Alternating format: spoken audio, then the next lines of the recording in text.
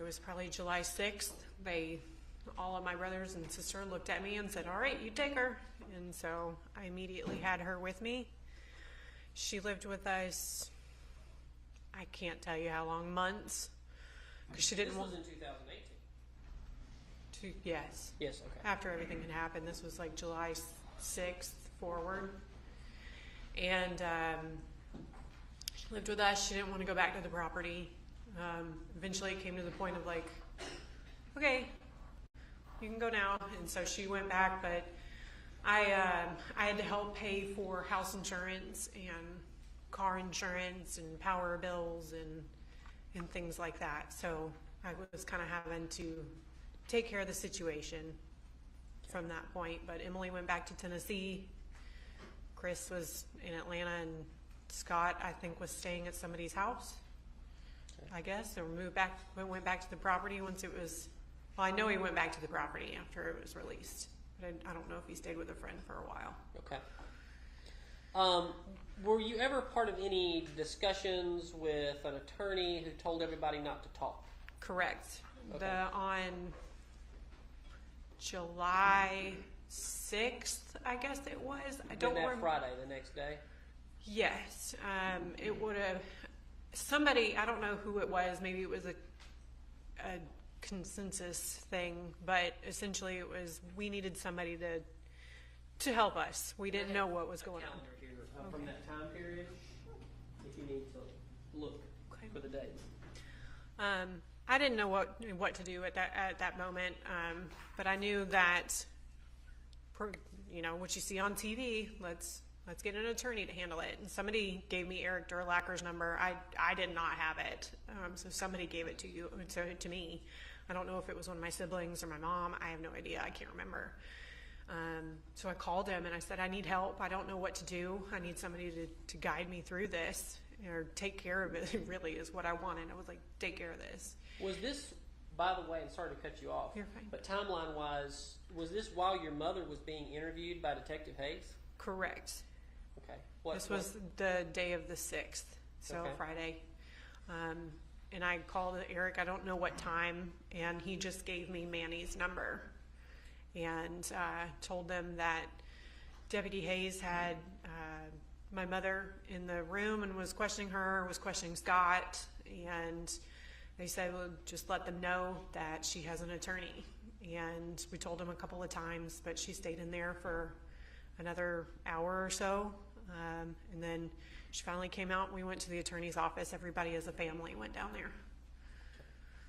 And that's when he said, y'all stop talking. Everybody stop talking. Correct. Anybody who knows anybody, stop talking. Correct. Okay. So when did it become apparent, or what could you tell from Scott and Chris breaking off from the family? They eventually got very angry and irritated. I know Chris got mad at me because I told one of the detectives, I think his name was Tommy, that he decided not to go on vacation.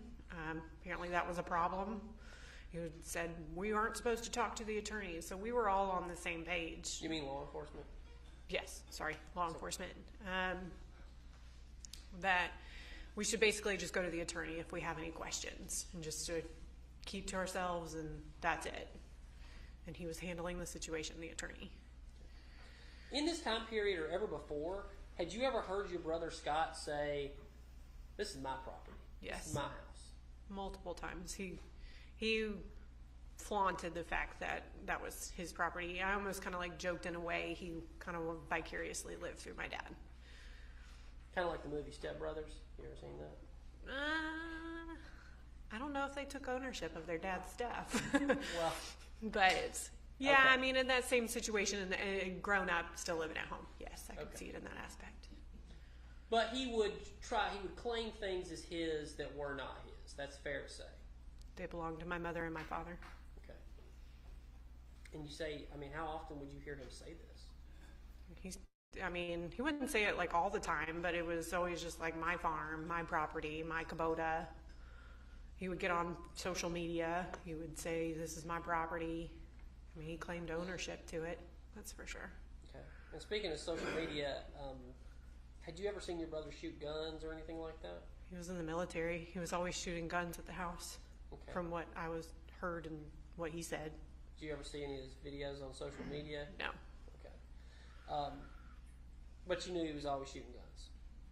He was always doing something around there, but yeah, it was a known thing that they used to go and I don't know if he would hunt stuff. I don't really know how that works because there were so many houses that were in close proximity, but I know that he would have leisurely kind of shootings back there.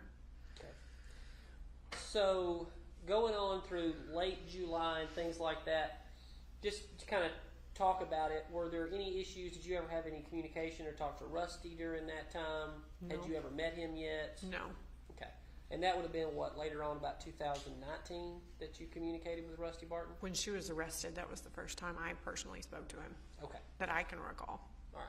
But you'd known during this time, you'd heard about Rusty Barton, yes? Yes, there were rumors, but I didn't know the depths of it until the preliminary hearing. So that was in 2019? Well, yeah. Yeah. Right about the time. Because she was already arrested at that point. So, yeah, I didn't know about all the meetings and all that kind of stuff. That was new to me at the preliminary hearing. Okay.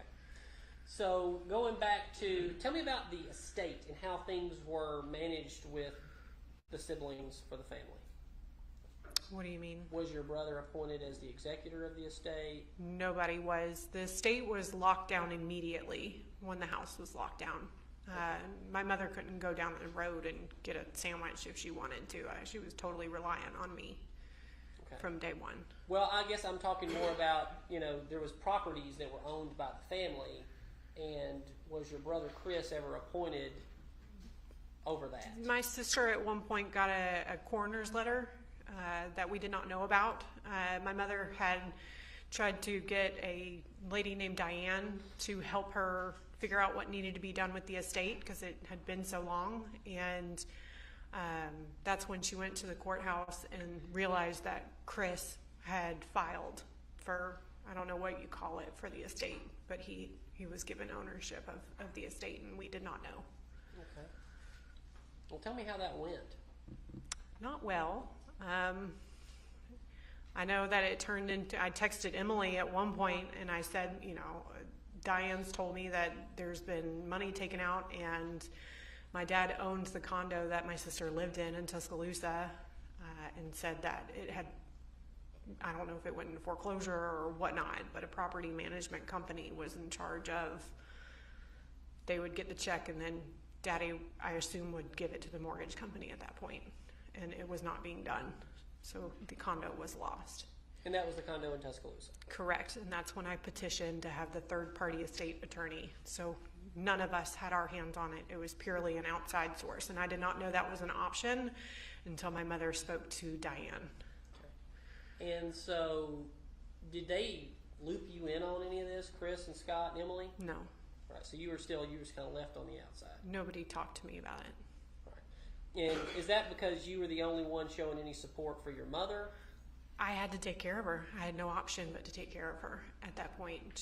Emily ran off back to Tennessee, and Chris and Scott were no help. I financially took care of a lot that first year. It was really hard on us, but we did it because it had to be done. God forbid something happened to the house, and the mortgage was over almost probably $5,500 a month. And then the home insurance, I paid for that. So if anything were to happen to it, we wouldn't be in a really big situation, but that was $600 a month. Paid for the car insurance on all of the cars, including Scott's. And that's kind of where Scott and I fell out. Over his car? Over his car, because I was having to pay the car insurance and he didn't have a job at the time. And it was really hard to get money out of him. And I didn't have the money to be paying for all of that. So it just got into arguments, and finally, when Jeff Restbridge, the state attorney, got appointed, I just said, please defer all of your questions to him, because it was a losing battle. Did you ever become aware that Scott would call law enforcement, 911 on your mother pretty regularly in 2019? From my mother.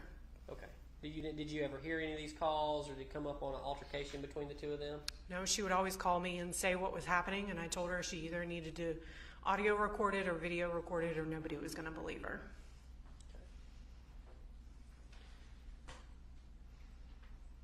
Your father was a very large man. Do you know how much he weighed? 280, 290, 300. Right in that area? I mean, he was 6'5". I'm 5'7", and I came up to his chest, right about here. Okay. How much do you think your mother weighs?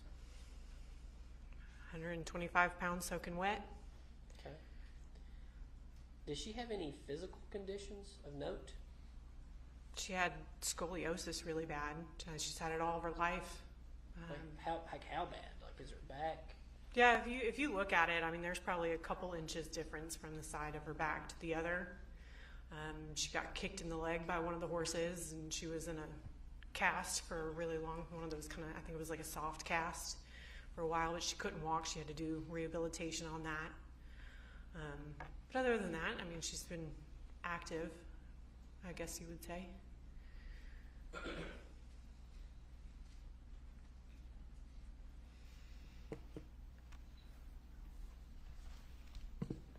Your Honor, if I may have a moment.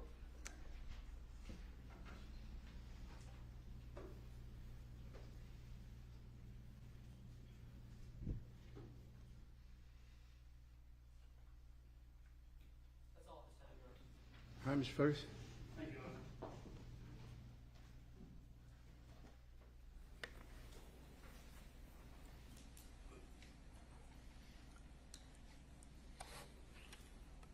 Amanda, I want to begin with, you testified a lot today about, I guess, how you view certain evidence. Is that fair to say? I don't know what you mean by that. Have you kind of, when the defense counsel will ask you questions, you would respond, and that's really based on what you know in this case or your beliefs.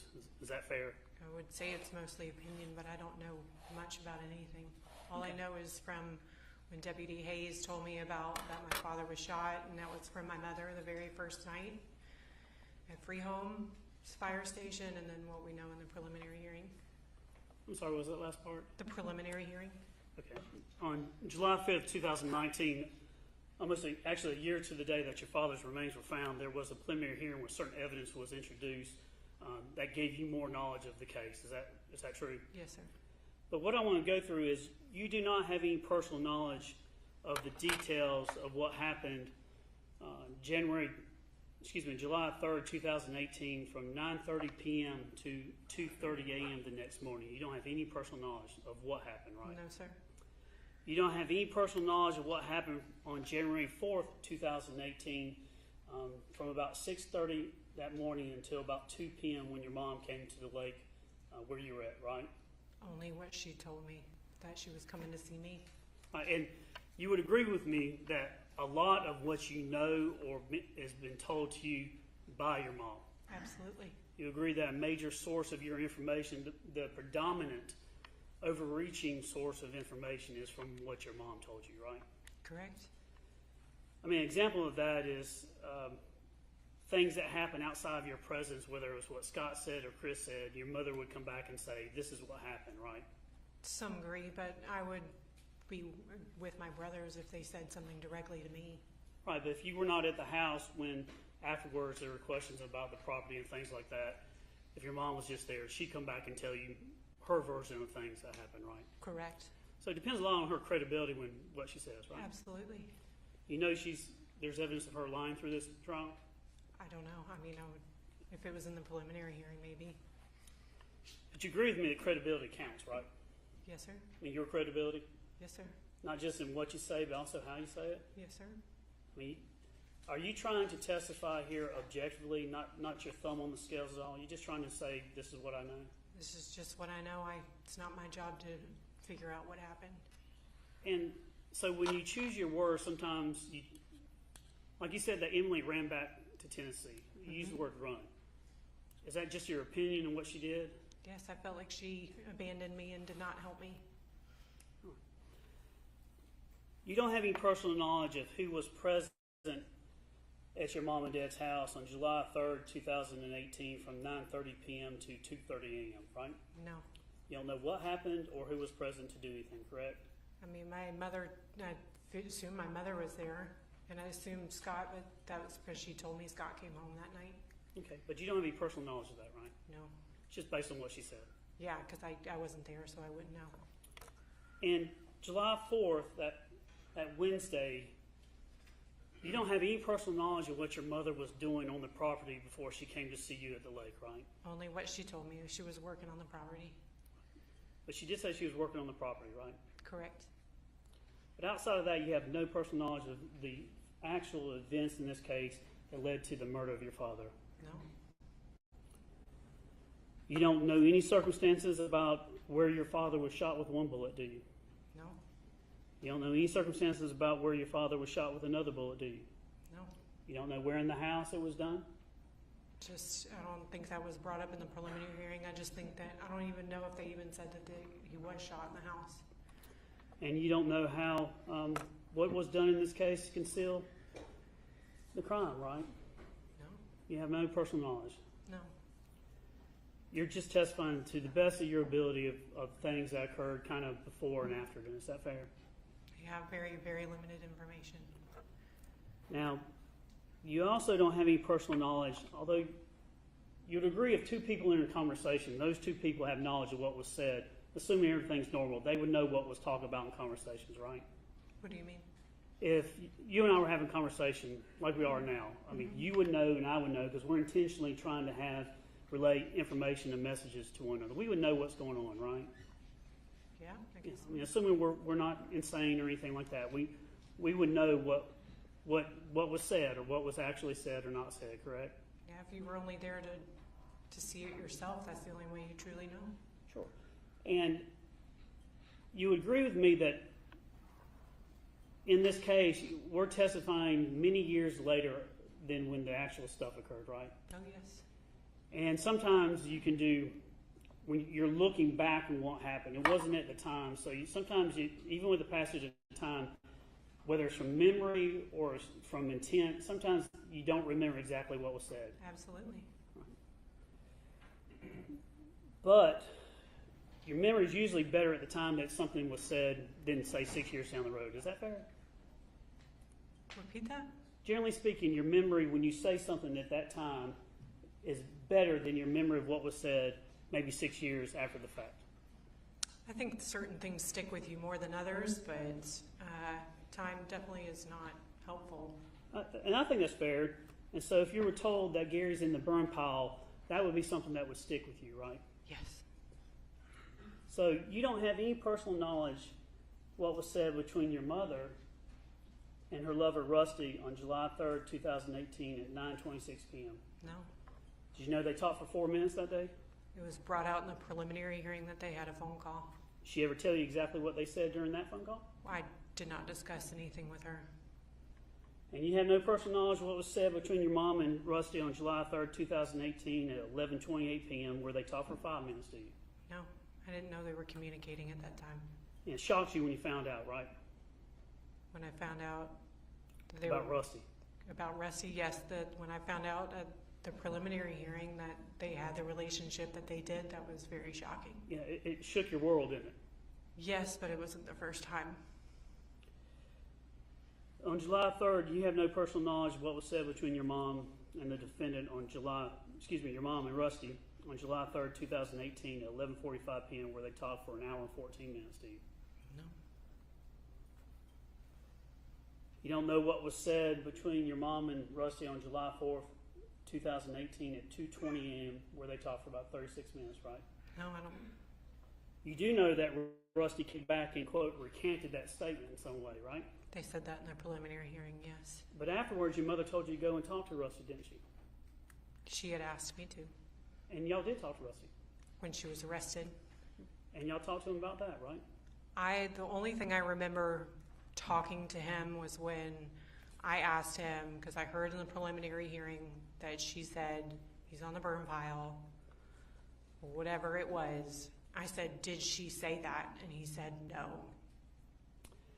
And you have no idea what was said between your mom and Rusty since July 5th, 2018, even up to this day, right? No.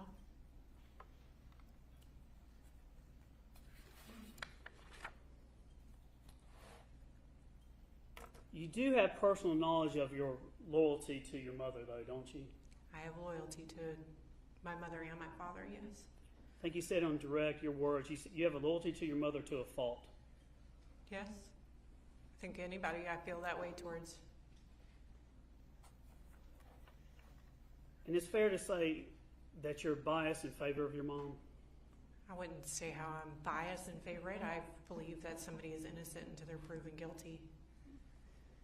So would you say that you do believe in your mom, though? She has told me that she's not guilty, and all I can do is believe that until somebody can prove she is guilty. So I would like to believe that my mother had nothing to do with this. Some may call it denial, but I call it honoring my mother, and I would do the exact same thing if it was for my dad. But you won't do that same thing for Scott or Chris, though, will you? No, it's very hard to explain, but not talking to them is alienating them. Again, communication is a two-way street. It's not just me that turned away, and it's okay that I turned away. It's even in the Bible that says that it's okay that I turned away. I want to talk to you about your foundation for testifying today and some of your knowledge. Have you talked to, now, when I say this, there's nothing wrong. The two attorneys here are honorable men. I consider them friends. They're honorable. Don't hear me saying that. But I do want to know, you've talked with them on several occasions, right? Correct. When was the last time that you talked with Mr. Ray or Mr. Weaver? We talked today? How many, did you meet with them to practice or go over your testimony? No. Did you talk about what you're going to say? No. Did they give you, do you have any discovery? Do I have any discovery? No. You haven't listened to any recordings? No. Have you read anything? No. Have you watched anything on TV? I've seen it pop up on the news, and I've had people troll my Facebook account. Has your husband Chad Bruce told you anything about the case? Not that I'm aware of. Has anybody in any shape or form given you information about the case? People have tried to come up and communicate, and I have to stop them. But you have talked to your mom about the case, and she's given you details of her version of things, right? She more and I talked about it the first year after this happened. When she was arrested, we had phone calls, and then it just got to a certain point. I had my son, and I didn't feel like talking about this anymore. And when she came to live with us, it was a rule that I set down, and I said, we are not going to discuss this because it was best for everybody, and it wasn't needed. So if you could shrink the world down to the person that you've got most of your information from, it's not going to be the attorneys, correct? Mm-hmm. It's not going to be Scott and Chris, correct? No, I guess not. It's going to be your mom, right? Everybody has their own opinion of everything, so I take everything with a grain of salt. But my question is, it's going to be your mom, right? I guess since I've seen her the most, that would make the most plausible answer, I assume. So yes, it would be your mom. Yes.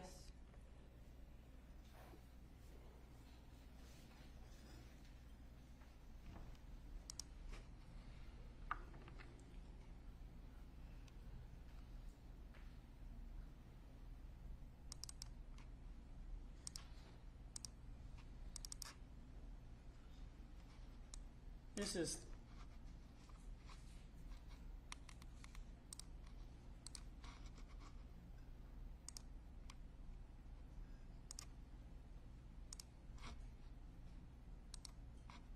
Payne 1. This was Emily's wedding, is that right? Yes. Now, these are better days here for the family, It was. and everybody's looking great, smiling, looking wonderful. It was a really good day. Would you like to be able to go back to those days? Yes.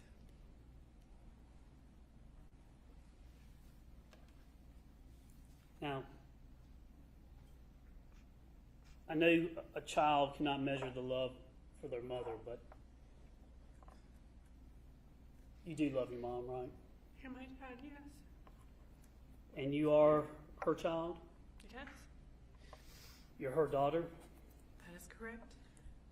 You're her favorite daughter, aren't you? I wouldn't say that. You're her favorite child, aren't you? I wouldn't say that. Do you say that she has the same positive feelings towards the other three she does to you as we sit here? I think my mother equally talked about us positively and negatively. You're the only child that's siding with her, though, correct? I'm the one that's choosing to believe that she's innocent until proven guilty. And it's your belief. I understand that. But again, my question is, you're the only one that's on her side or choosing to believe as you do, correct? I'm the only one choosing to believe in the justice system. And you're the only one that's had a continuing relationship with her since the murder of your father, right? Yes. In fact, at times, you've not only been a daughter and a child of her, but you've been an advocate for her, right? I have been a support system Yep. in the sense of I had to be the strength when nobody else would be. And what I mean by that, there are times that she would call you from jail or contact you somehow when she's out, and she would ask you to go and talk to other people and do things, right? Correct. She would get you, whether it's with the house or meeting with the attorney, she wanted you to relay certain information. Is that fair? She wanted to, but sometimes I would, sometimes I wouldn't. A lot of times I would say yeah, and then I wouldn't do it. But times you would, right? Yes. And you haven't heard the jail calls that we have between you and her. You haven't seen that at trial, have you? No. So you don't know what has been said between you and her that the jury already knows about, right? No, I know it. Potentially, if I heard it, I would obviously, if it was a conversation between us. And you agree with me that your relationship with your brothers and sisters has soured since all this happened? Unfortunately. And it upsets you because they're not taking up for your mom, right? No, it upsets me because it shows how much that they love me. It has nothing to do with her. It has everything to do with I'm their sister, and they left me. You feel like you've been abandoned? Yes, I lost my whole family that day. Would you agree with me that you lost your family because your father's been murdered? That was the cause and reaction, I guess you would say. And from their standpoint, it's fair to see that they have feelings that their mother has murdered their father, so they have hard feelings because of that. And rightfully so. Now, you talking about, I was asking you earlier about your beliefs and your opinions on things, and you do give some information. Like, do you remember telling the defense on direct examination that on July 4th of 2018, you just wanted to have a quiet time with your family at Lake Lanier? Is that What I want every day of my life. And you talked about that's because there was drama with Chris and Jenna the year before, right? Correct. There's usually more to the story than just what one side brings out at times. Isn't that true? I could say that's true. Your husband, Chad Bruce, is kind of a prankster. He teases people, does he? He's funny. He likes to have fun. So you talk about Jenna getting upset that day and all that, but that day in 2017, y'all actually scared Jenna twice, didn't you? It may have been twice. I know of once because she was not very happy with me. Yeah, one time when she was sitting in the car and went up and scared her. The next time y'all hid behind a bush when she came by and scared her again, right? I know about the bush, yes. Yeah. And then she got so upset that afterwards because she didn't want to be scared and you did it twice that she actually kicked a drink and went all over you and Chad, right? Correct. And you basically had to talk to Chad and say, hey. I mean, I wouldn't have to talk to him, but It made y'all mad, didn't it? I wouldn't say it made us mad. We were just like, I think that was a bit of an overreaction. We were just having a good time. Well, you tell all the people that at that point you decided to never go back out with them again. That was because of their drinking. Right. But you can understand if you get scared twice, it can upset people, right? I understand that it was insensitive at the time, but it was all in good fun. Could be bullying. The girls were with us when we did that, I believe. I'm almost positive that they were with us. Right, well, it could be offensive or bullying somebody if you do it twice in one day, right? I think that's a bit much to say. They're my brother and my sister-in-law. I've known them forever. But that's how you felt about it, right? What do you mean? How you feel about the situation is kind of your beliefs, right? I guess you would say that. Yes, everybody has their own opinion. Now, through this, there's been times when you talked about, you had a lot of emotions earlier today. You were crying a lot, and it's tough for you, is it, to do this, isn't it? Yes, I I wouldn't wish this on my worst enemy. This is the worst thing anybody could go through. But throughout this process, you actually had different emotions where you were angry or irritated towards your family. Is that fair? I had a lot of anger for many years after this. And how we see you today, how you emote today, is not necessarily how you emoted on a jail call or how you had your emotions you would have around Scott or Chris, right? Yeah, I've done a lot. I've come in a relationship with God, and I've had my son, and that has drastically changed my life and my outlook and how I handle certain situations. And so you have gotten upset and gotten on them, barked back with them as they barked with you in the past, right? I would say so. I mean, I've reviewed text messages knowing that this trial has come, and I know that I understand why they feel the way they do. I do. I really do understand, and they're rightful for that. But I don't feel like the way that they treated me in response was needed, to the point of where when my dad's mother died, they didn't even tell me she had a stroke and she was on her deathbed. I had to find out through my aunt on social media because my siblings didn't even have the common courtesy to tell me. You're upset with them. At that time, yes. And there are two main categories that y'all were, whether you want to say arguing or disagreeing over, or having hard times over. It was the murder of your father. That's one, right? Yes, very And hard. then the other is, what do we do with the estate afterwards, correct? Correct. So one was the murder and the other was kind of related to money or property, right? It was always an argument. It couldn't ever be civil. It always had to be an issue. And I was doing everything that was legal. I worked with the estate attorney. I did everything I was supposed to, and everybody knew what I was doing. And I think the term you were trying to find earlier, because I'm a lawyer and I forget it too, because I don't do that, as a temporary administrator of the estate. Sounds correct. And that's what Chris was he had been appointed temporary administrator? He had petitioned or whatever, I don't know what you call it, but he went to the courthouse and was able to get. Right. And so if someone dies without a will, their estate is probated, has to go through the court system, correct? As far as I know, yes. I mean, that's why you've got other people, you got a third party, I think you described as, it's in the court system, right? Yes, I wanted somebody that was not tied to the family to handle it. Yeah, right. I mean, that's common sense. That's very good, because family can have lots of hard feelings or strong feelings, right? Yes, So a third party is a good thing, correct? absolutely. But until you get to that, sometimes the family has to be involved in what's going on, right? Correct. And when you try to get property back, because part of the thing that you have to do is make sure that the estate doesn't dissipate or go away. You have to protect it. Correct. So your view may be, when it comes to getting things back like the Mercedes or something like that, you may disagree in how they're doing it, but you would agree that they would have a duty to try to make sure all property is accounted for, right? Absolutely. It just upset you that it was your brother at times and the way you did it. I was upset because I was having to pay car insurance, and then I had to drop car insurance on, I think, the Sequoia or something. But basically, he was taking his truck and the Sequoia and things like that. But it was always an argument, and I didn't want to be responsible for any of it anymore. You didn't ask for any of this, did you? God, No, you don't want this. No, but no. you know, they say most divorces happen over money. You've heard that before? Yes. Money causes a lot of problems in many ways, right? But in your situation, you not only have money, but you have murder, right? I guess, yeah. I mean, you agree your father was murdered, right? Yes. Now, when your mom, at times, through years, she was living with you and Chad at one point?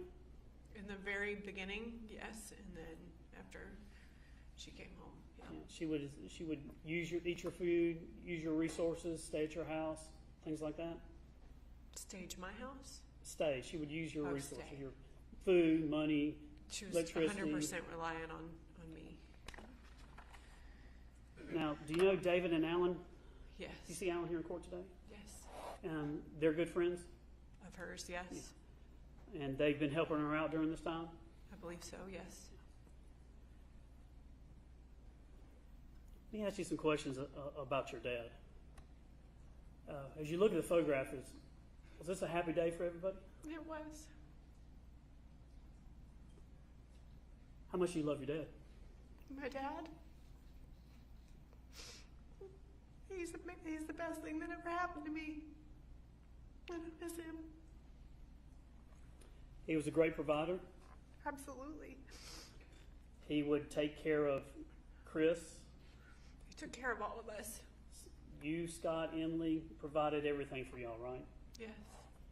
And he gave money to them. Yes. And at times, you understand that, do you not, that his money, the money he earned, that's his money. You can also say it's her money too, but he's earned that money. You understand that that's his money. He can do whatever he wants with it. That's right. He can do whatever he wants. So if he wanted to treat one child different from another child, he could do that, right? That was his prerogative, yes. That was his prerogative. If he wanted to give money to Chris, even when Chris is not doing what he should be doing in your eyes, he could still do that, right? It was his money. Yeah, if he wanted Scott to live in the land and just kind of freeload for a while until he gets his feet, if it was beneficial for him, he could do that, right? That's what he chose to do. If you want to give Emily money for something, give her a loan or whatever it was, it's his money. He could do that, right? All you had to do was ask. But there are many times that you would disagree with that and voice your disagreement to other people, right? Repeat that? You would have your own opinions at times that you didn't like that.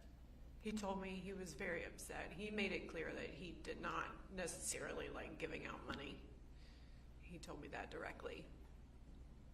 My question is that you would voice to other people throughout this process that you didn't think it was fair, or you didn't like how he was, Chris or Scott or Emily were using, getting money from your dad. You didn't like that, did you?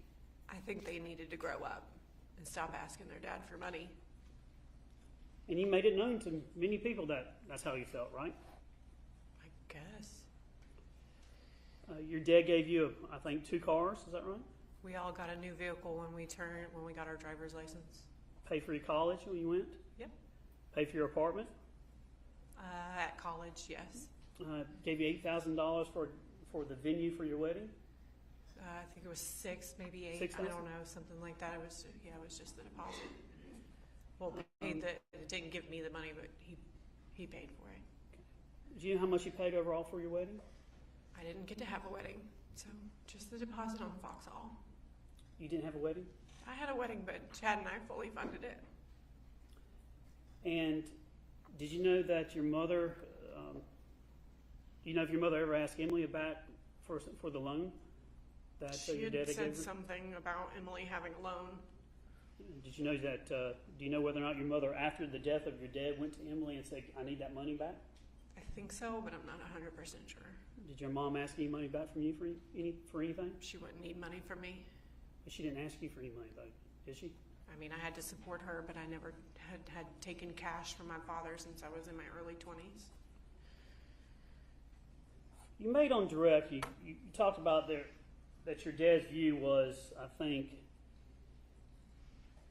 he actually said to you, you told law enforcement during the interview that your dad said something along the lines of, once you're married, done, no exceptions. Do you remember that?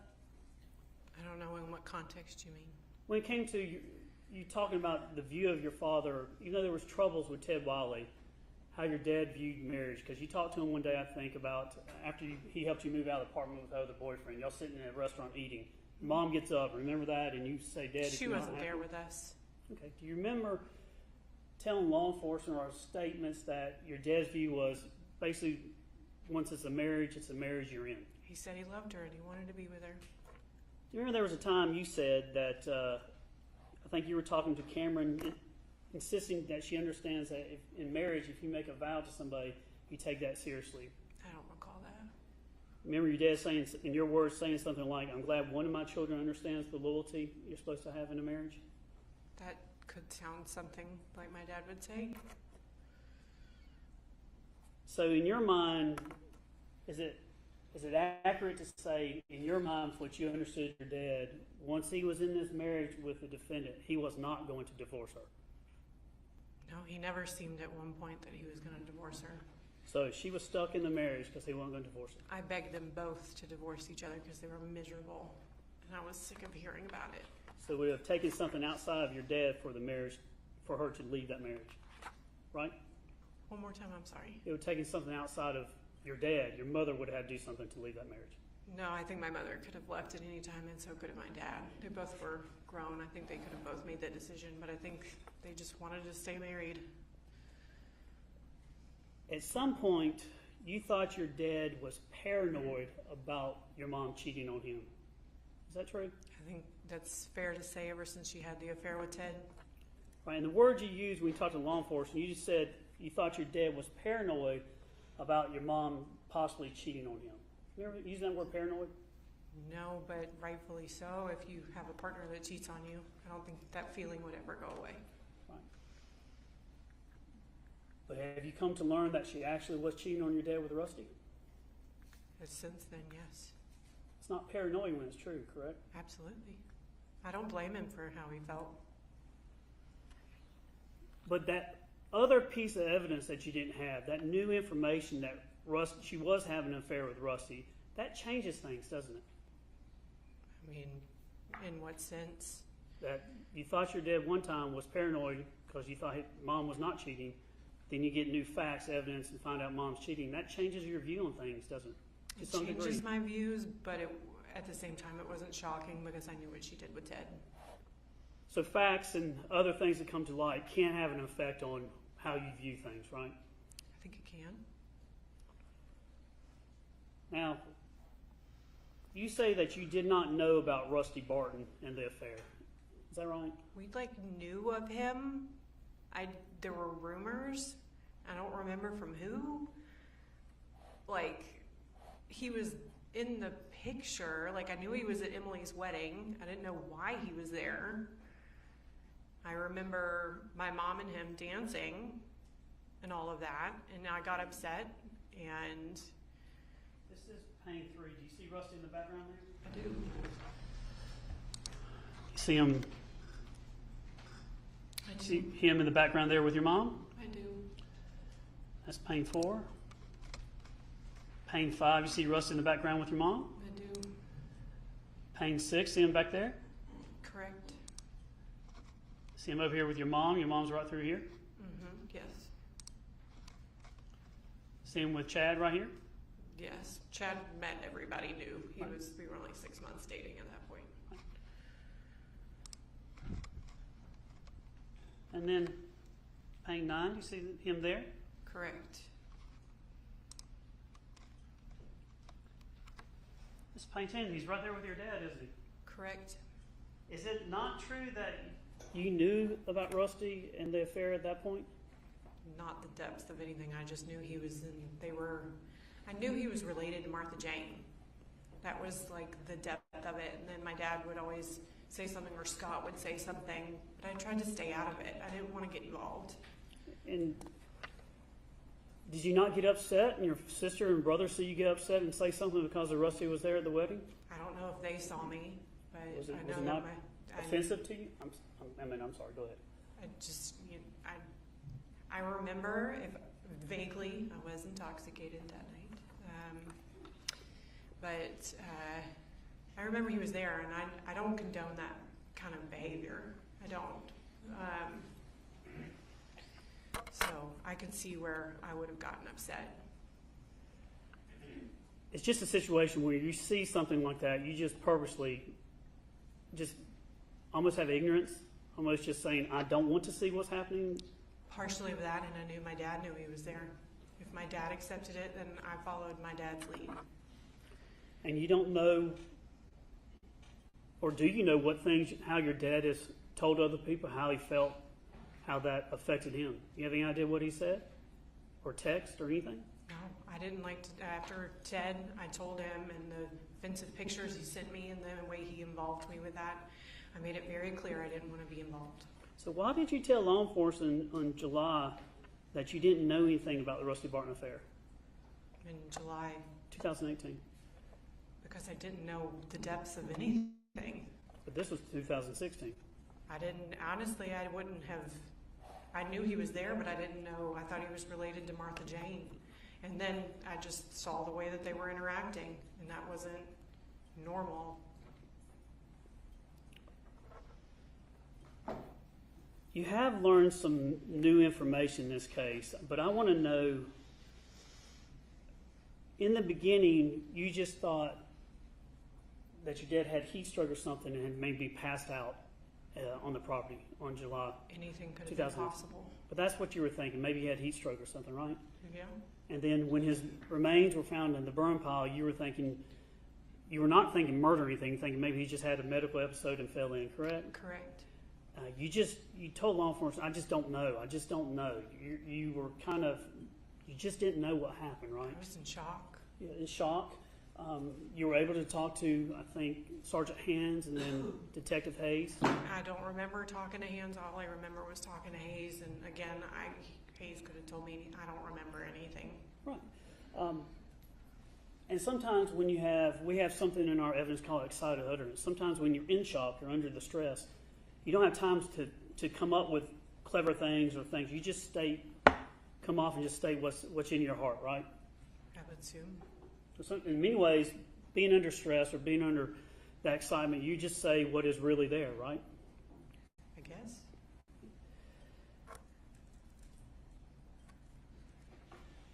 When you learned the first time about your dad having a bullet in him, how did that make you feel?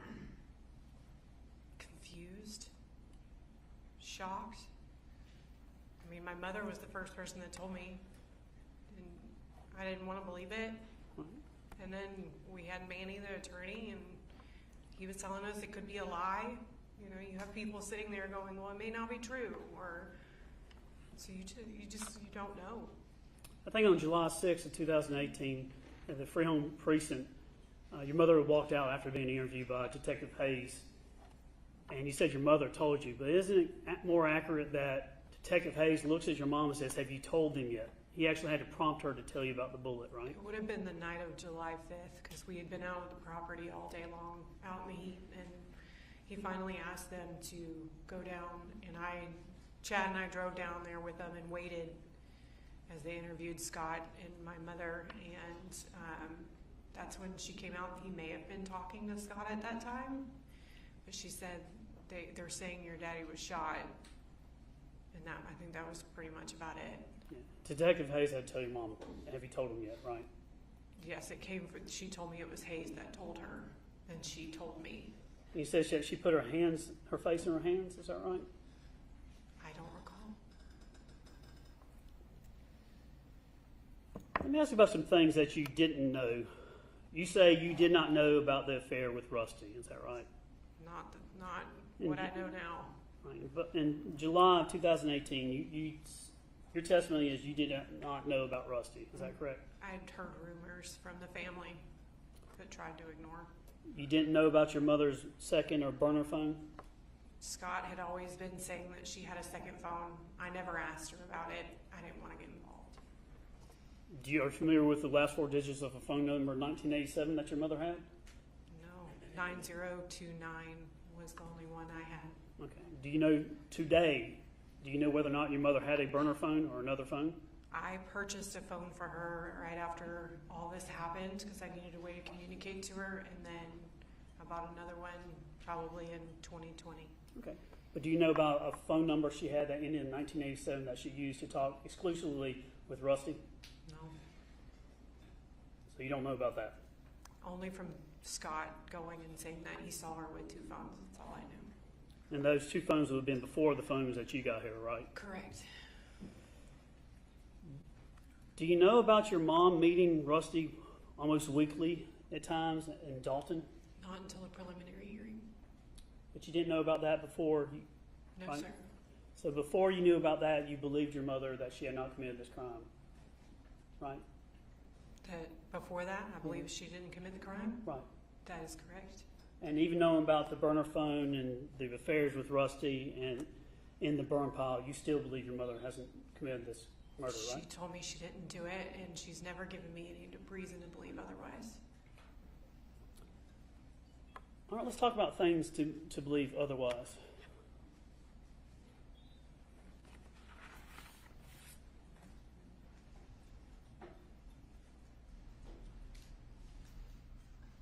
Judgment approach. Farris, I'm going to put this, Judge, this time I tender evidence A. Farris 1. No objection. We'll put it on the screen too. Right here. Your belief system when it comes to your mother comes from, in many ways, doesn't come from the evidence. It's coming from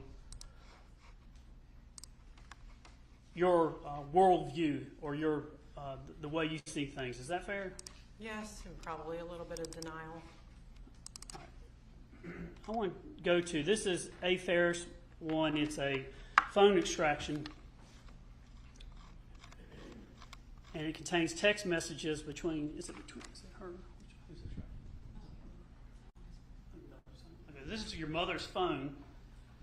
And I'm on page 2 of the screen here. It's kind of hard to, but there's this from and to. Mm-hmm. This is from your mom to you. Did you know about your mother going to Jamaica with Rusty? No. In September the 3rd of 2017, did you have any idea that she had gone on to, I think it had something to do with hedonism or hedonistic or something like that, a resort in Jamaica? No.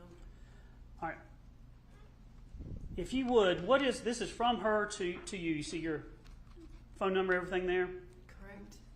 What is the date of this text message? 9/3/17.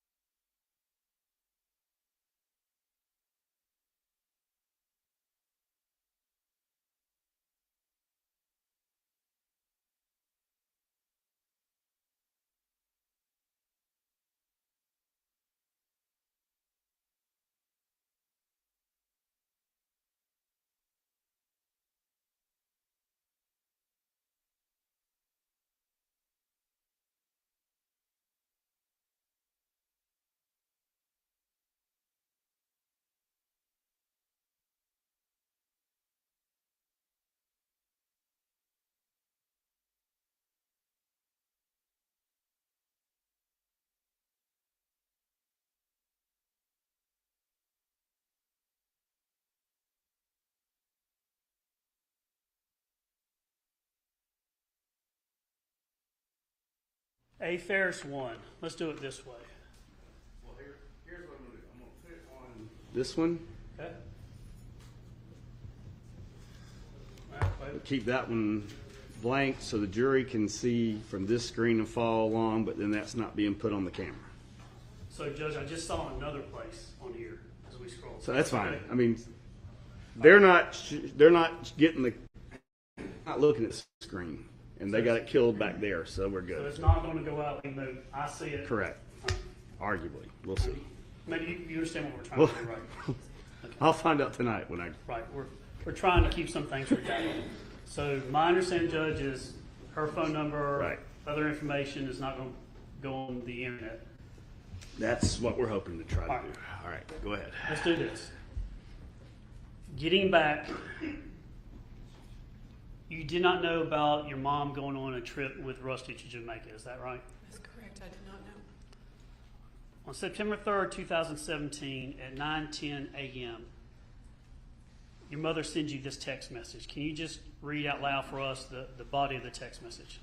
Sherry has talked me into going with her to Minnesota, leaving this afternoon, be back by next weekend. That's her home, family there, cabin in the woods, call you in a bit. You responded on 9/3/2017 at 9:10 a.m. saying, walking into Cracker Barrel now. Is that right? Correct. Tell her, respond again, leaving phone in the car. Is that right? That was me or her. I don't know. Sure. Okay.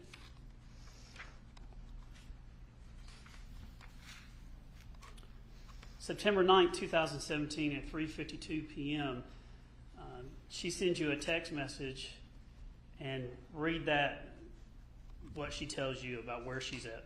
Sherry and I are on way back. Family cabin in woods. Cell service was bad there. Everything okay.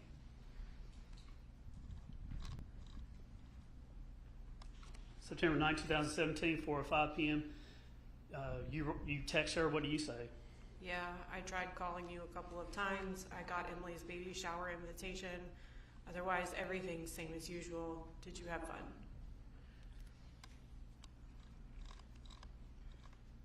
September 10th, 2017, she texts you. What did she say? So much fun. No contact with anyone. Read a book. Got some sun. Let you know when we get back. Taking our time driving. Enjoying scenery.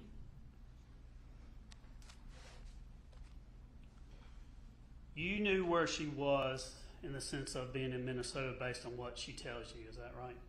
Yeah, I don't remember these text messages, but I took her word for it. You've taken her word on a lot of things, haven't you? That's all you can do with people, I guess.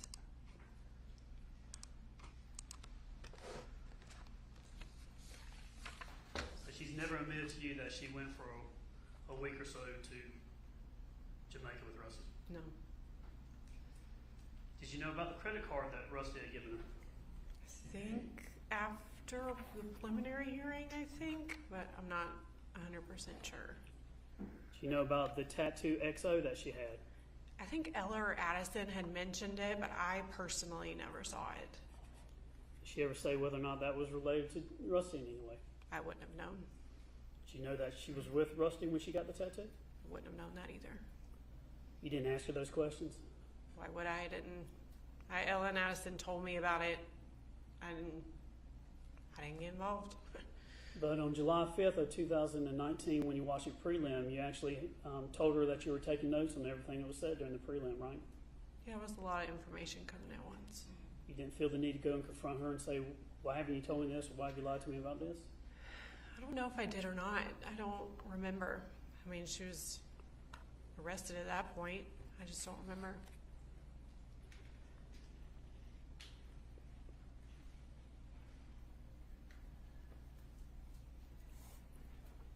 Did you know about her vanishing at times after the murder of your father and going up and seeing Rusty?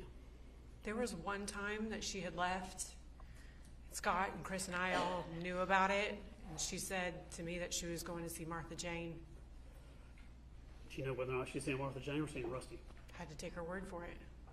I didn't know that she was I knew she was arrested when she got arrested because she called me and said that they had a warrant and she was going in.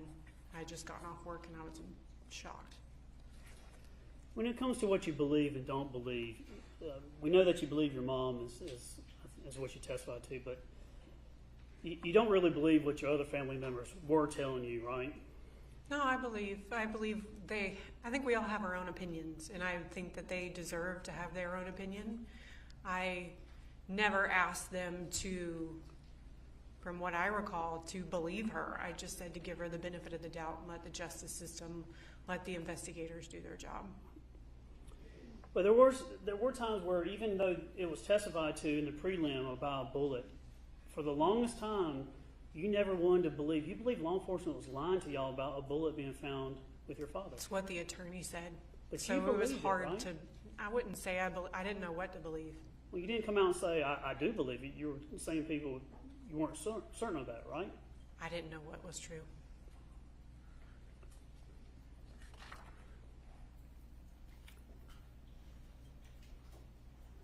There's some dates that you were interviewed who gave interviews. There's 4 that I have here. Do you remember giving an interview on Thursday, July 5th of 2018, about 23 minutes with Detective Hayes? Was July 5th? Mm-hmm. The day your father was found Yeah. at the scene. I was standing at the fence, and I think he was recording me on like a tape recorder or something, I think. And do you remember giving an interview on Wednesday, July 11, 2018, with a phone call with Detective Hayes talking about they had frozen some of your money, I think $800 or something. Do you remember calling him about that? I know that, so when I was in middle school and I got my first checking account, we somehow like opened it under my dad. It wasn't his account. I didn't have access to his account, but somehow, some way, my account was attached and they shut down all of my financials as well. Well, I say all of my financials, my one checking account.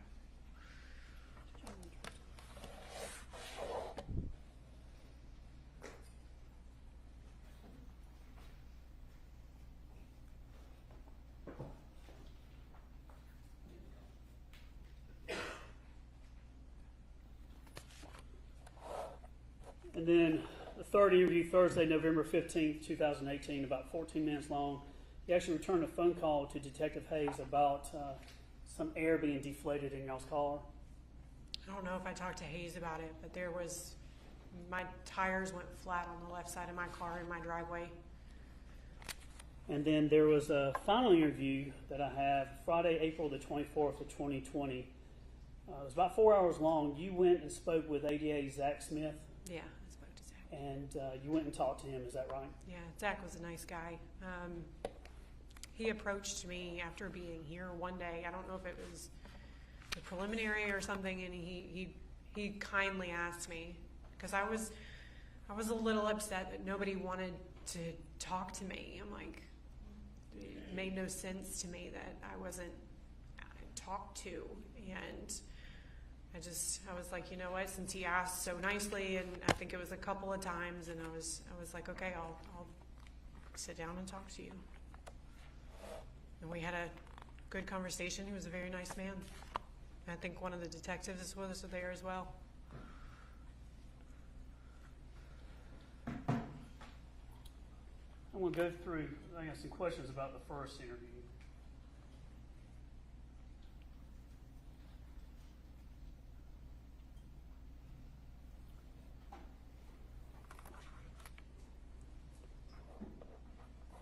So Thursday, July 5th, 2018. Do you remember your staying that, so that was Thursday, but staying that the night before your mother called you and said that she was going to the barn to let the goats out or put the goats up or do whatever they do. Do you remember that? I don't recall. Would there be any reason that would be, would that be consistent with what your mom would do? Yes, sir. It would be? Yes, sir. Yeah, so she would know and go let the goats out and do stuff like that? Yeah, especially if Scott wasn't there.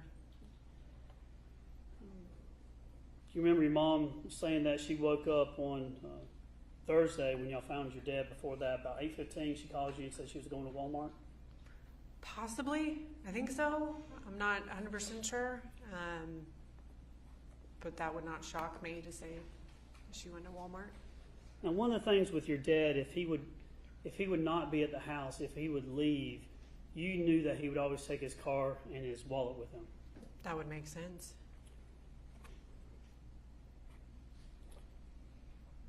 And on the 5th, when law enforcement was there, you described that once the remains were found, you kind of went into full panic mode. Yes. So what happened? I went into shock. Do you remember your mother telling you that your dad was burning stuff on the burn pile on Tuesday? That was, yes, because Chris was dropping off Addison or went up there for something and said he was burning shrubbery and things like that. In fact, that you had walked by the burn pile on the 5th and it was still hot. Yes, sir. Now, as you were looking for your dad, you did go down to the basement, to his office down there, and you found where he had sent an email Tuesday morning at about 8:30. Remember that? I couldn't get on his computer. His No, computer. you found some paperwork or something down there? Oh, I don't recall. I just remember trying to tap on his keyboard, but he always had a password on it. I couldn't.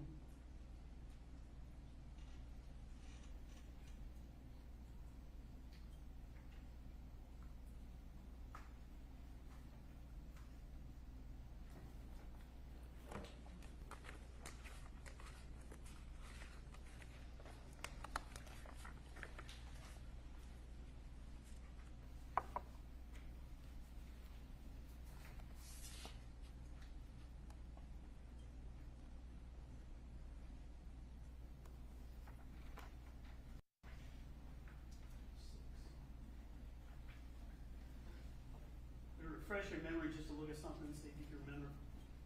This is not an official transcript of your interview, but I'm going to show you something from your interview. This is page 6 for the record. If you would, just read, just to yourself, just those 2 paragraphs. Which these two? Yes, ma'am. Just right there will give you the context about that.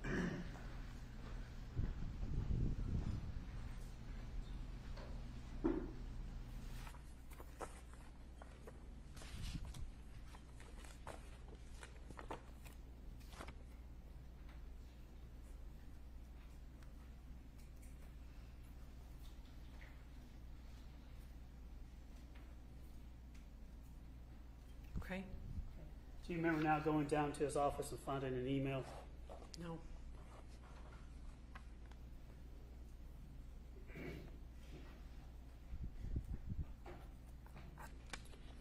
That morning, you did walk up to the barn and saw the tractor. Is that right?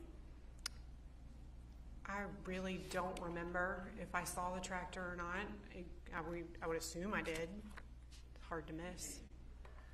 Do you remember telling law enforcement that's how Mom and Scott knew they did something with the tractor yesterday because the tractor had been moved and the RTV had been moved? No, sir, I don't remember that.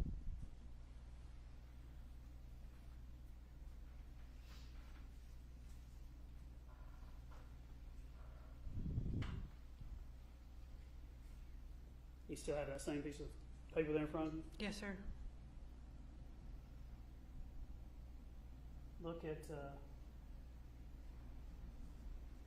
paragraph that says, I was like, well, just read that one to yourself. No. Uh-huh.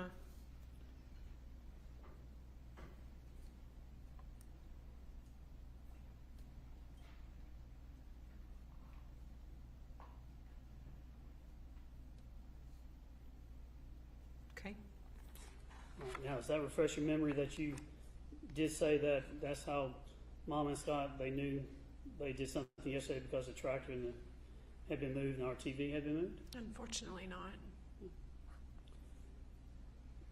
Do you remember telling law enforcement that you can tell that, I can tell you that tractor's always parked underneath the same awning if they are not doing something with it?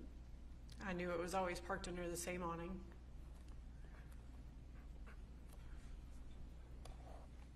So that tractor, as far as you knew, if it was not being done, it would be parked under that awning and not out as it was that day on the 5th. That's where it was normally parked, but I don't know if they were doing something, it could have been very well left out. I wasn't involved in their day-to-day farming activities.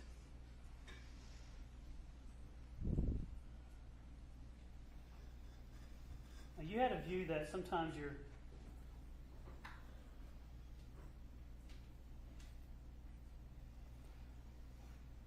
is it not true that sometimes you felt like that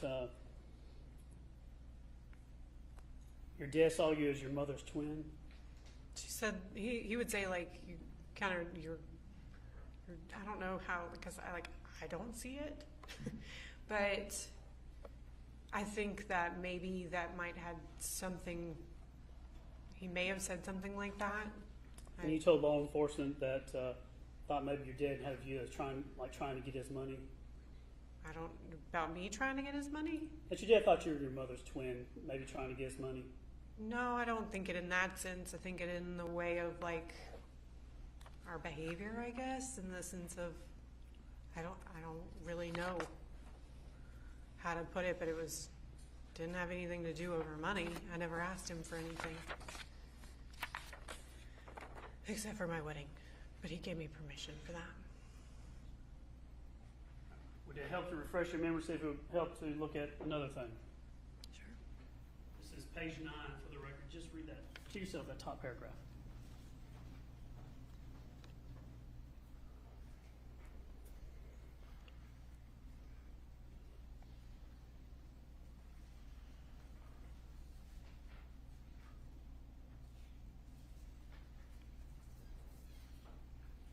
Okay. So does that refresh your memory that you did say that sometimes he thought of you as your mother's twin, and I guess was. I knew that he thought we looked similar or acted similar, I guess. So I knew he thought we had similarities. And that essentially you were the only child. You said you were the only child that was not trying to get the money. Is that right? That's correct. Because that's how you felt, is that you were the only one not trying to get the money. Money didn't mean anything to me. Right, but your dad did provide a lot of help to Scott especially, and Chris and Emily, right? Yes, because they asked for it, They relied on him in many ways for finances, right? unfortunately.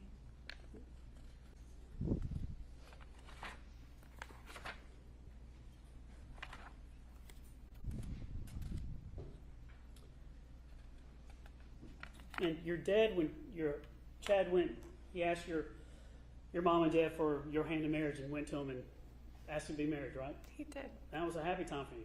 It was. Yeah, your dad was happy, wasn't Yes. he? Yeah. He was happy that Chad was coming to you. Good Chad's a good man, yeah. Yeah, and Chad would kind of joke around and kid with your dad because your dad smoked cigarettes and he vaped, so they'd kind of hang out. Yeah. And your husband Chad is he's a big guy, right? I'm not as big as my brothers and my dad, Yeah. but he's He's a tough guy. 6'1". Yeah, he's a tough guy, isn't he? He's an alpha male. Yeah, he is. And he's loyal to you, isn't he? Yes, he is. And loves you to death. I hope so. Loved your dad. Yes. Tried to hang out with him. Yes. And in fact, it hurt you when your dad approached you and thought that maybe Chad was doing something with Melody. Correct. That really made you angry. Yes. But he did come to you and say something to you about that. He didn't called me, and then when I immediately told him that there was no way that could possibly be true, and he was like, "I'm sorry, baby. I'm sorry. I'm sorry," because they would work him up, and then I would talk to him, and he'd be like, "I'm sorry," and we were fine after that. And your husband, now fiance, back in 2018, had a very close relationship with your mom. My husband had a normal mother-in-law, father-in-law relationship. He has a very strong sense of family and being with those that you love. And I think that's why I tried to spend so much time with him in the year leading up to this, is because I really wanted to kindle what relationship I could with my parents. Well, it was attractive how he felt about family, right? He's a good family man. But he would talk to your mom and text almost every day. I wouldn't say every day, but I mean, they had a friend. I talked to my mom every day, so it was about the same as me, I guess. But he would talk or communicate very often with your mom. I don't know as very often it would be, but I mean, they weren't strangers. I mean, they're friends. I guess you could say that. Enjoyed doing stuff together? Only if I was there. What do you mean by? No, I mean with you. He was not opposed to your mom. Yeah, I mean, it was, me and Chad, and then it was hanging out with my family. So he was very cordial, very polite. Gets along with your mom. Yeah. Not he against didn't your want to try to start turmoil or anything. He's not against your mom even today, right? No.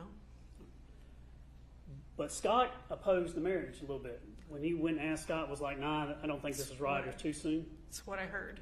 That didn't make you feel good either, did it? It's typical Scott. One of the things you're talking about law enforcement is that on July 4th, Emily sent out a group text to everybody, including your dad. Do you remember that? On July 4th, we were at Lake Lanier, and I don't know who. I know Emily was in it, and I know I was in it because she sent a picture of Olivia, and I sent back a picture of Chad and I at Lake Lanier Islands. About 2 o'clock on the afternoon, Emily sent out a group text saying Olivia misses everybody or something, says hey or something like that, I believe right? so. And you thought that was odd because your dad, you said she always sends it out, but he never answered back, and he always answers back, always. Your dad would always answer those group texts. Unless he was busy doing something, but yeah. I mean, you use the word always several times. That's just what your dad would do. He would respond to the group text with Emily. And I don't think he would ignore anybody's text messages, but And you thought that was strange that he hadn't at that time. not at that time, no.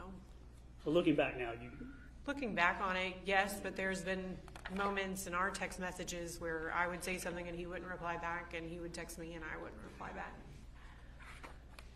and then when you were talking to Hayes, you talked about that your mother, the issue of his wallet came up, and she said his wallet was in the car. You said your mother had said that the wallet was in the car. Do you remember that? I think she said it was in the car. I just remember that at some point, I think she came out with it. It showed up. And you talked about your dad was a workaholic. He loved to work. Yes. And he would be working even all the time. Yes. Does it surprise you, or is it shocking to you that during that first conversation you didn't mention anything about the guns with Scott? What do you mean? You didn't say anything about guns During what conversation? I'm sorry. with Hayes, Detective Hayes. I couldn't think straight. Do you remember saying that you were upset or angry with the sheriff's office because they made y'all wait outside in the hot sun until they talked to you? That was a long day. It was It a was a long painful day. Very painful day. And they were just trying to figure out what was happening with your dad. So it's a process, right? As the years have gone, I understand that they had a job to do, and their feelings about our emotions were not at the top of their list.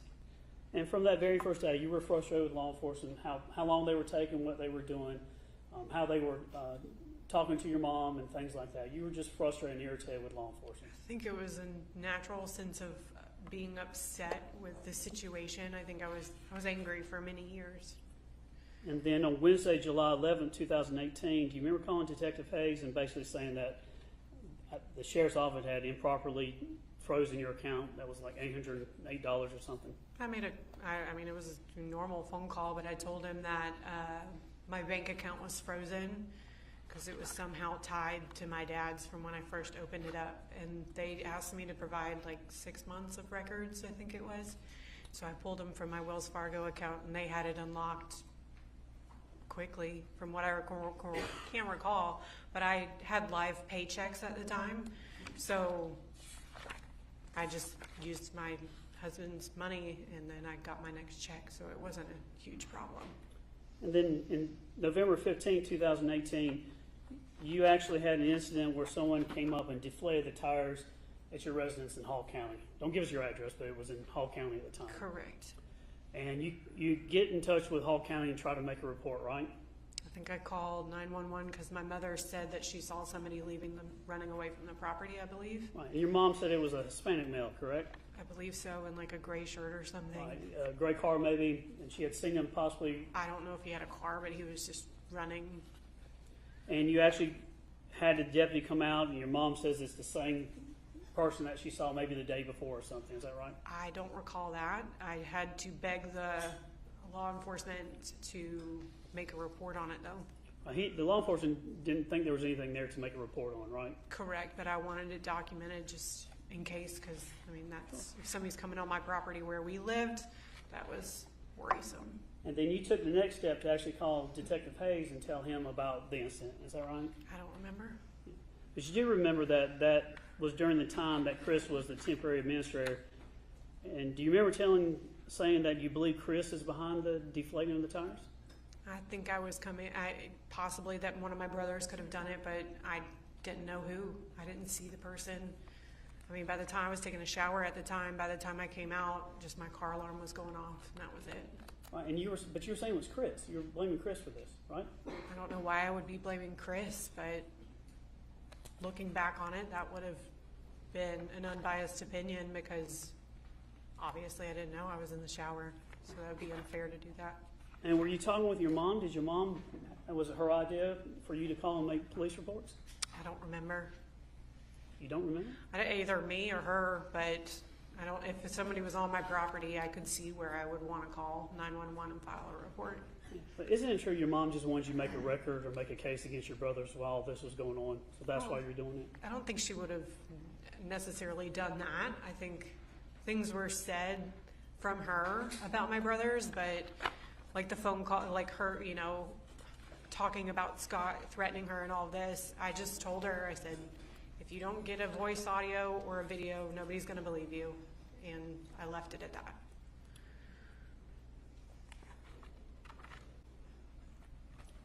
You haven't heard the jail calls that we've had between you and your mother, have you? No.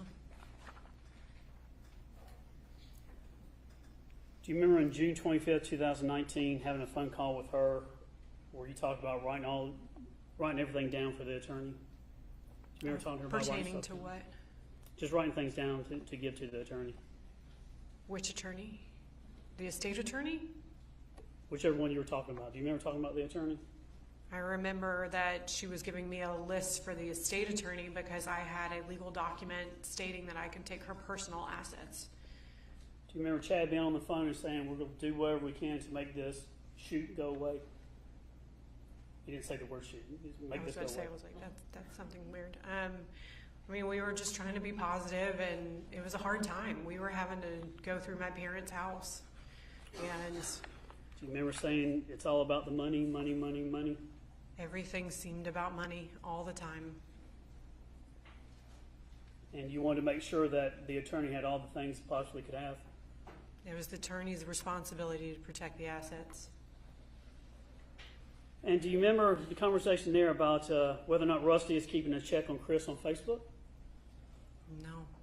Do you remember on June 26th of 2019, another phone call talking about, did Rusty give you a list of things to get out of the house? I don't recall that.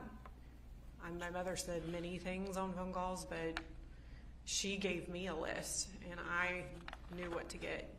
But you don't deny that around this time you were talking to Rusty on behalf of your mom? I really don't recall. There was times that she was like, reach out to him, and I did not do it. I didn't want to talk to him. Do you remember your mom in a phone call on September 6, 2007 saying, does Michael understand the severity of Chris and Scott? No. But that sounds like something she would say. She was very concerned about Chris and Scott. How about that we enlightened them? We got the majority of key facts. I got all that to them. Do you remember that conversation all about getting information to the attorneys about Chris and Scott? No, I assumed that she would have told everything, and I've always been very open and honest about situations with my brothers.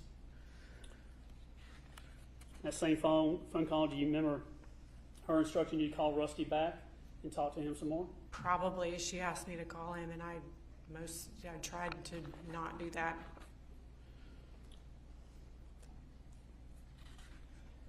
On July 5th of 2019, after the prelim and facts came out in the hearing that you didn't know about, you called your mom and talked to her, didn't you? I would assume so. Do you remember telling you or saying, let me caution you not to say anything on this phone call?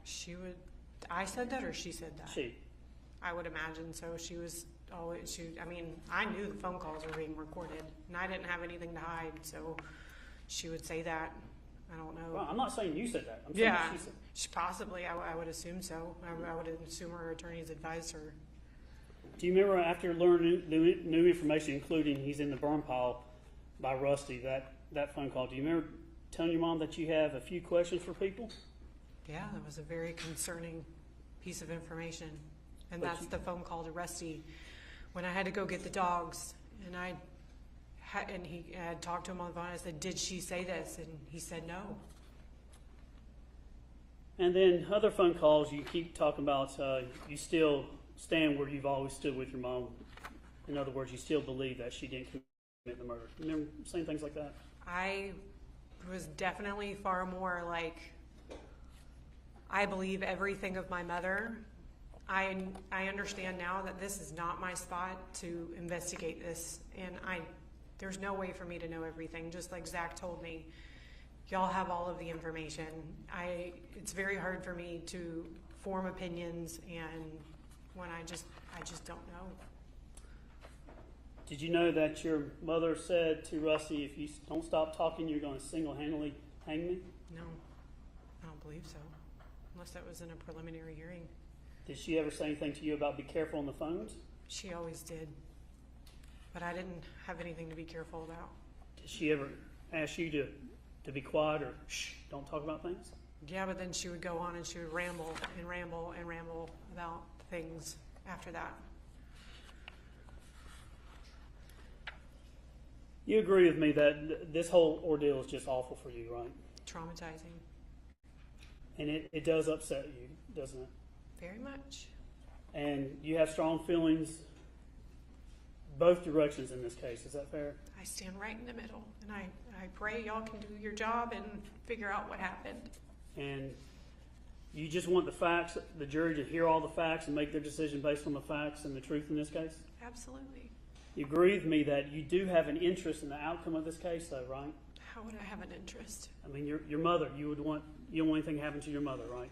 I would hate to see her go to jail, prison. Nobody wants to see their mother in that situation.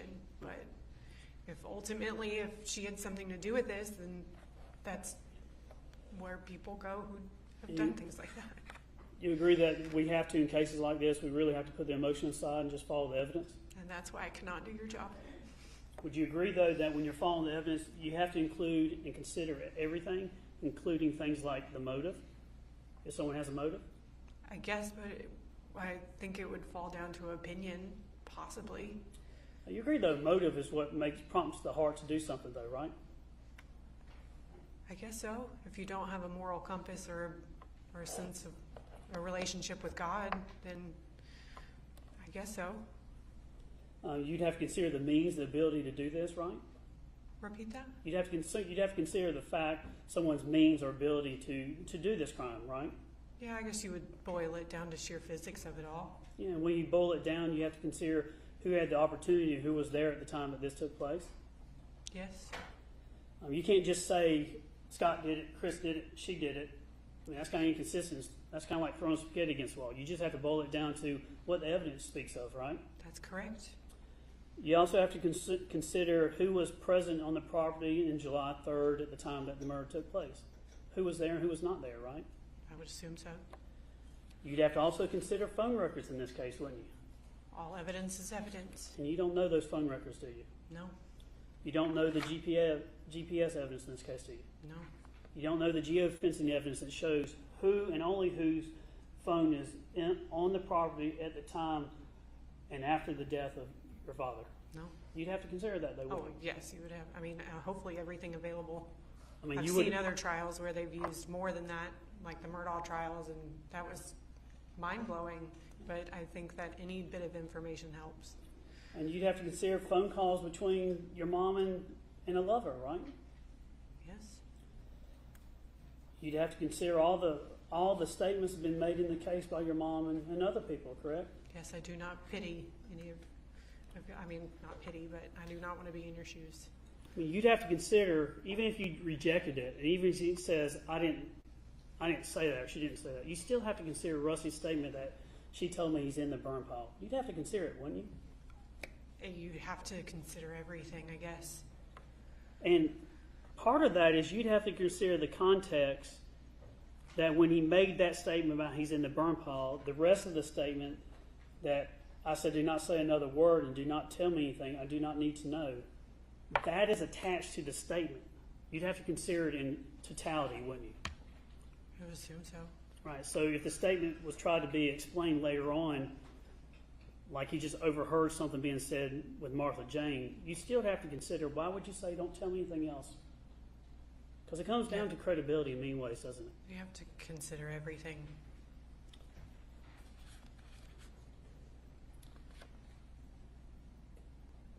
Did you know your mom had a text message one time about your dad says, I hope you die alone in a gruesome death?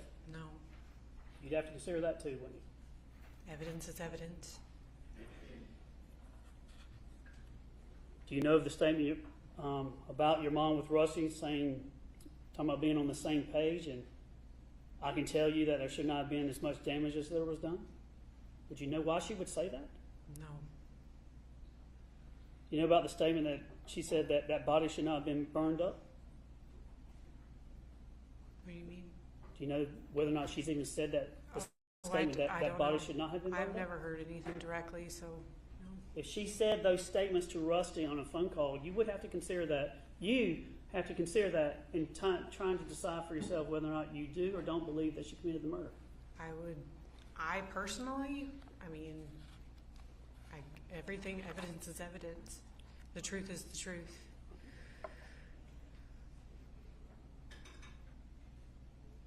If someone intentionally commits a murder and burns a body, and they're not crazy, they would be conscious of what they did, right? I would assume so.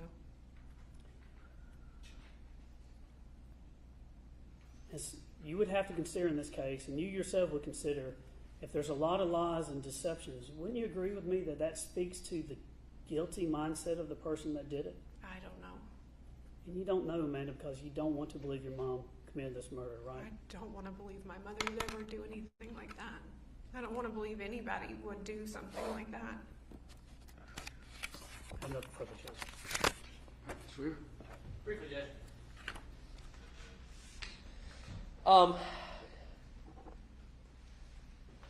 Your mother and Chad did not have an affair. No. And you said something to the effect of they would work him up. Was that Chris? My brothers would always try to stir stuff up. So that's where that idea came from. Yes. Okay. Because I told my parents he had a drinking problem and he was mad, and that was his retaliation in You my would agree eyes. that's very cruel. That's a cruel thing that your My brother has said and done things in the past years since this has happened that are very cruel, that are unforgivable almost. But as a Christian, I have to forgive him and understand it was the alcohol.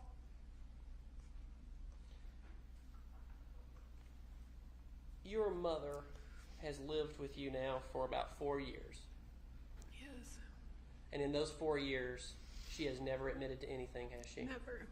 And she has always maintained her innocence? Correct. We've had some serious conversations, and the story remains the same. You mentioned, it sounded like you were kind of trying to do your own investigation into this case 6 years ago. Is that kind of what it... At the beginning, Right. and then I lost. You can't do anything when you don't know anything. And I grew up, and I understand that I can't control everything, and God's will is God's way. And that's it. But also, is it fair to say that you felt like nobody was questioning you, asking you what happened? Nobody wanted to talk to me. Until somebody who used to be in the district attorney's office spent 4 hours with you. Yeah, he came out of his way to come up to Hall County to talk to me and my husband. And you felt like you were finally heard Yes. years after this incident took place. That was in 2020. I was pregnant with my son, yeah. Until now. This is really your first chance to finally be heard in front of this jury. Yes. Do you feel like you've said everything you needed to say? There's just so much pain. There's no good outcome. He's never coming back. He'll never be there again. And that's just the worst part about it all. And knowing that my mother could potentially spend the rest of her life in prison is terrifying. But again, everybody, you have to follow the evidence, and you have to do what you do. And I'm sorry, y'all have to do this. I'm sorry. going back to that investigation that you were doing, essentially, too, after you heard what you heard in the prelim, and now this jury has heard those recordings that the district attorney was talking to you about, you questioned Rusty. Yes. Adamantly. Yeah. I believe you used the words he was a coward. He is a coward. And that he was just trying to essentially cover for himself. He was only about himself. Did you say something like that? Correct.